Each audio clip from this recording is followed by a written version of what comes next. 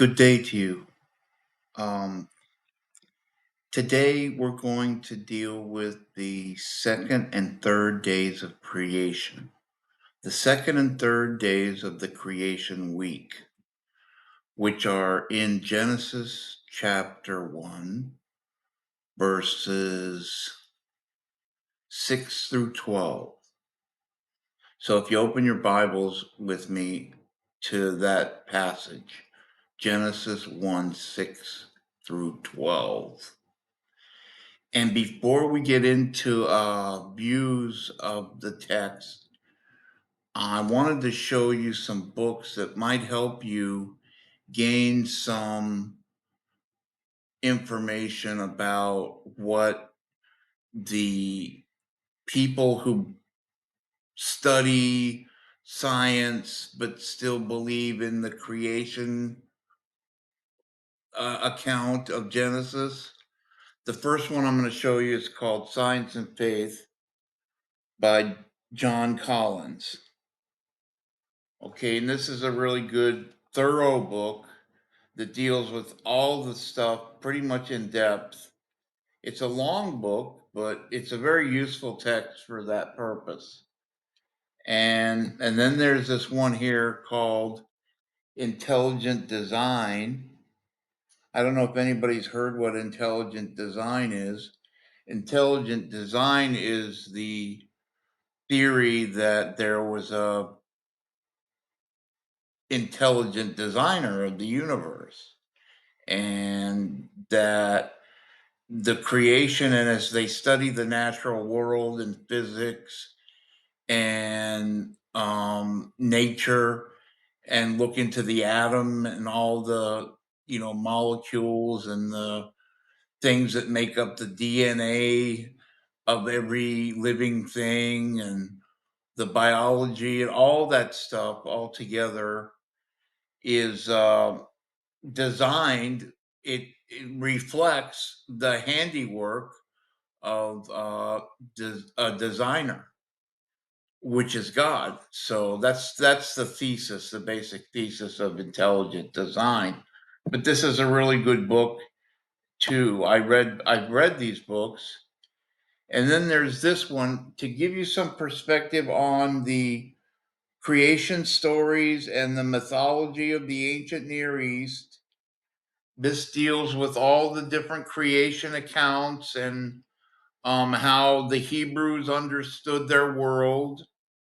And it's here called Ancient Near Eastern Thought and the Old Testament, Introducing the Conceptual World of the Hebrew Bible. And this guy, John Walton, he's been around for a long time. He's a real good scholar for that purpose. And then there's the last one I'm going to show you is by a creationist, which usually has a bad connotation now. But creationism is the uh, theory that the Bible is to be understood literally, that the book of Genesis, or the first chapter of Genesis anyway, is to be understood literally, like there was a literal 24-hour day. And that but this guy, he sort of explores the questions that I had when I was reading Genesis a long time ago. And this is probably the most helpful book I've ever read about my it most aligns with my understanding of the creation week. And it's what they call progressive creationism, which allows for development or change in the species, but it doesn't subscribe to theist. It's some people call it theistic evolution, which is another fancy word for God did it, and that's basically my understanding of this chapter, is that God is the author of creation, is the author of the natural world. And like I said before, if God is consistent and he created the natural world. Then his the special revelation of God in Scripture will not contradict or argue against the natural the general revelation in nature. The general revelation and the special revelation. Just look up those two phrases and you'll get an idea how they both meet in the creation story. So anyway, let's get into this Genesis chapter 1 here real quick. And if you've been with me, you've read this chapter a couple times. And the first thing I want to say about these 2 days is they coincide a lot. That's why I'm talking about them together, the second and third days. And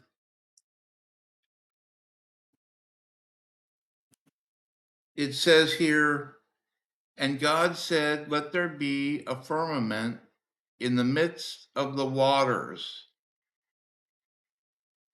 and let it divide the waters from the waters. And God made the firmament and divided the waters which were under the firmament from the waters which were above the firmament. And it was so. And God called the firmament heaven. And the evening and the morning were the second day. Okay, so the evening and the morning were already in effect by the second day because there was light and darkness. But how long that period of day, how long that day was, that may be a question that you have to answer with your own, let your conscience be your guide there. There is a couple places in the Bible where it says the day of one day is with the Lord is 1,000 years, and 1,000 years is a day. So it's a relative, it's a relative uh, length of time, I think. Um, Really, time just began. I mean, here, if this is in any way. So anyway, the two waters, the waters above the sky and the waters below, and what God put in between was heaven. Now, to the to the Hebrew people and to the people of that time, there were it's organized according to the rabbis in three. Heaven is got there's the atmospheric heaven, which is what we breathe, the biosphere, what we call the biosphere, what we breathe, what is below the orbit of the earth, within the earth, it's kind of like a sort of bubble that surrounds the earth, and the oxygen and all the stuff we need to breathe and live is inside the gases and all that. That's all the biosphere. Well, beyond the biosphere is the sky, where the stars and the moon and all the planets were placed after God created those. We'll get to that later on. But what I'm trying to explain is, for the purposes of the Hebrew mind, there was the atmospheric heaven, the celestial heaven, and then the heaven where God dwells. And the psalmist said that you are exalted, referring to God, you are exalted far above all the heavens. So God is beyond the stars, and the stars are pretty vast and pretty extensive. I mean, they haven't found the end of the universe yet. So if they discover that, they might find where God dwells. But his throne is in heaven. And we'll talk more about the throne of God when we get to, later parts of the Bible. But um, so what I wanted to say was that the waters above and below were a separation of the primordial waters. Remember in verse 2, it talked about the Spirit hovering over the face of the waters, the face of the deep. And God separated, somehow they conceived of the waters that came down in rain upon the earth as being above the stars. Somehow they conceived of it this way. And there was like this vault that sort of surrounded the earth, the land, which is created in the third day. But anyway, so heaven is God's dwelling place, his throne. And so that's the second day. Now, the third day, he created light. Then he created, what did he create? He created the heavens. And then on the third day, he separated the land from the waters. He called the waters the oceans or the seas, and he called the land the land. Okay. So, and then he said it was good. He said it was good. So, what I'm trying to express here altogether, if we think of the first 3 days of creation, it lays out like a canvas because we'll see that later on he fills these spaces or these part components of the creation week, he fills them with life.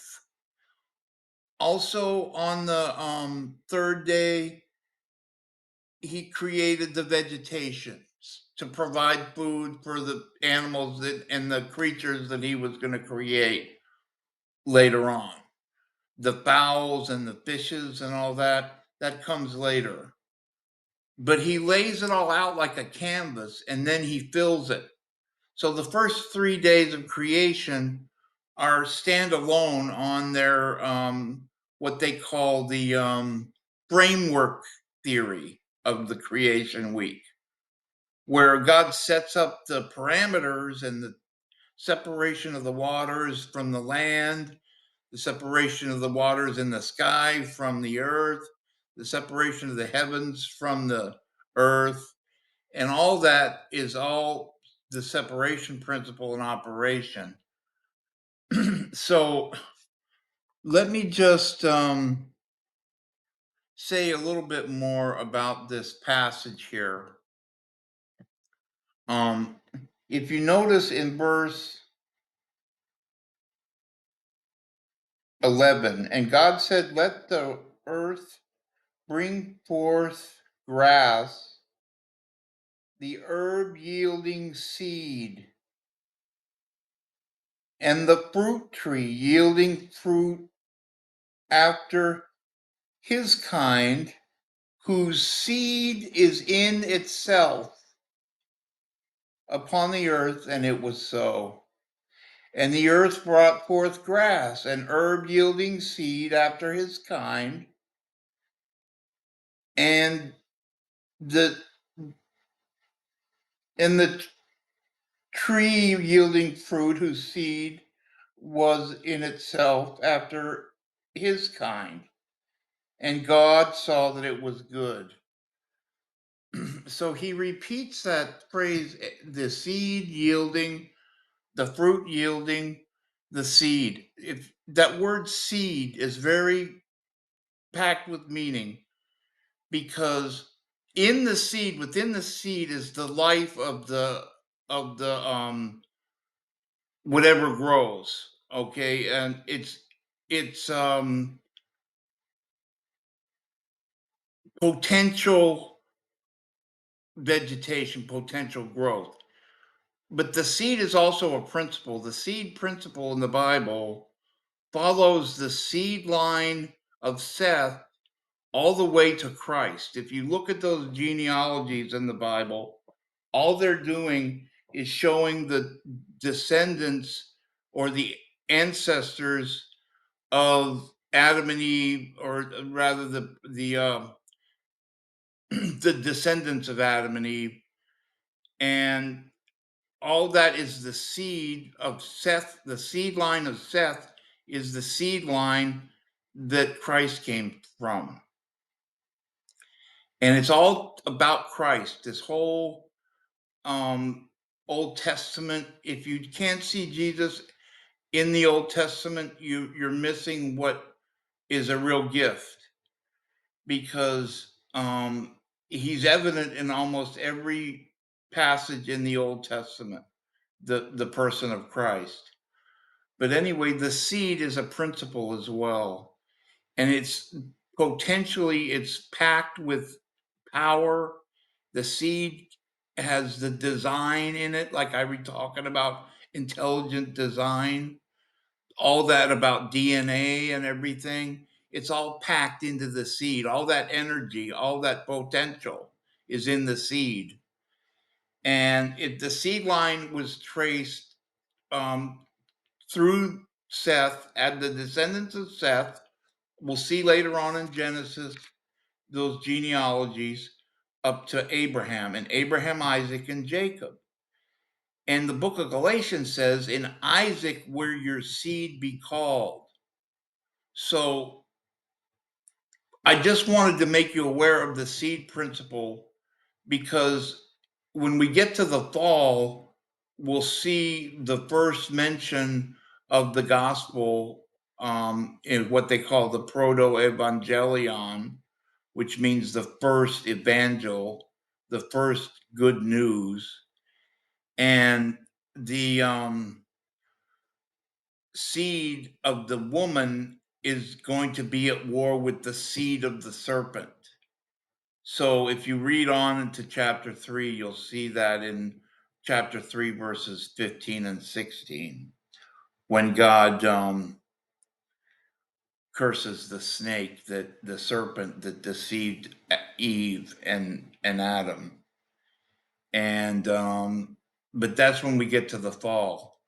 Right now, I'm just introducing this idea of the seed being potential life, potential blessing, potential um, for evil as well. So, um, depending on who is bearing the seed, what sort of tree are you? What kind of seed does your tree produce? Think about that.